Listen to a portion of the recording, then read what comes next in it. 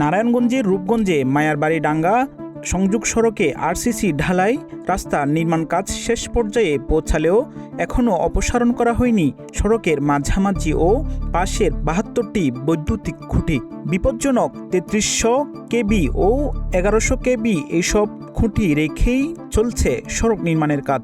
অনেক দূর দূরান্ত থেকে গাড়ি আসে, তারা বুঝতে পারে না এখানে তারের গাছ, তারপরে অ্যাক্সিডেন্ট ঘটায়। তারপর যখন বলা হয়েছিল রাস্তা করে এই তারের গাছ সহ রাস্তা করা নিষেধ করা হয়েছিল, তো তারা বলছিল যে অতি শীঘ্রই এই গাছ তুলে নিবে। তার গাছগুলো হচ্ছে রাস্তার মাঝখানে, শুধু এই দুইটা না, আমাদের মায়ের বাড়ি থেকে পুরা এই কাঞ্চন পৌরসভার শেষ প্রান্ত বলাবর সরকারের কী লাভ হয়েছে যে এত টাকা খরচ করে রাস্তার মাঝখানে তার গাছ পড়ছে, ওইগুলা না উচ্ছেদ করে রাস্তা করছে। সংশ্লিষ্টরা জানান, রূপগঞ্জে ৩ ফুট সড়ক, ঢাকা সিলেট মহাসড়ক ও এশিয়ান হাইওয়ে বাইপাস সড়ক ব্যবহারকারীদের সুবিধার্থে মায়ারবাড়ি ডাঙ্গা সংযোগ সড়ক নির্মাণ কাজ হাতে নেয় সড়ক ও জনপথ বিভাগ। ২৪ ফুট প্রশস্ত আরসিসি সড়ক নির্মাণ কাজের দায়িত্ব পায় সাগর ইনফো বিল্ডার্স নামের একটি ঠিকাদারি প্রতিষ্ঠান। খাম্বার কারণে যদি গাড়িগুলো না চলতে পারে, এই রাস্তার তো আমাদের কোনো দরকার নাই।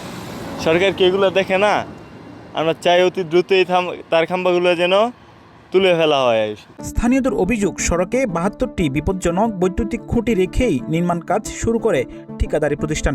কাজ প্রায় শেষ দিকে হলেও খুঁটি সরানোর উদ্যোগ নেওয়া হয়নি।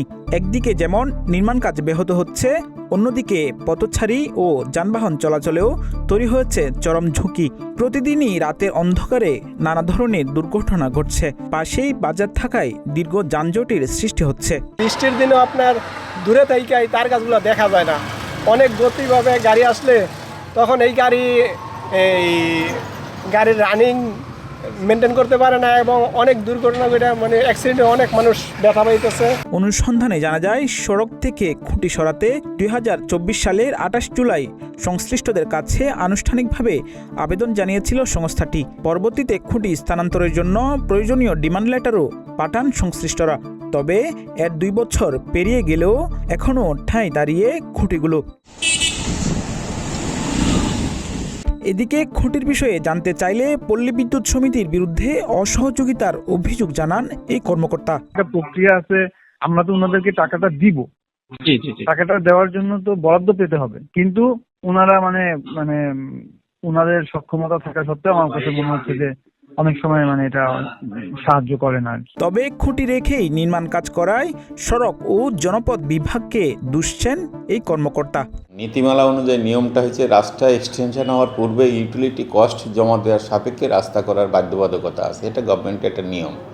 কিন্তু এই ক্ষেত্রে এই নিয়মটা অনুসরণ হয়নি, না হওয়ার কারণে রোডস কর্তৃক তাৎক্ষণিকভাবে কাজটা তারা করে ফেলছে এবং আমরা কয়েকবার জানানোর পরেও তারা তাৎক্ষণিকভাবে ব্যাপারে সাড়া দেয়নি। অনাকাঙ্ক্ষিত ঘটনা রোধে দ্রুত সড়ক থেকে খুঁটিগুলো সরানোর দাবি স্থানীয়দের। ডেস্ক রিপোর্ট, প্রতিদিনের বাংলাদেশ।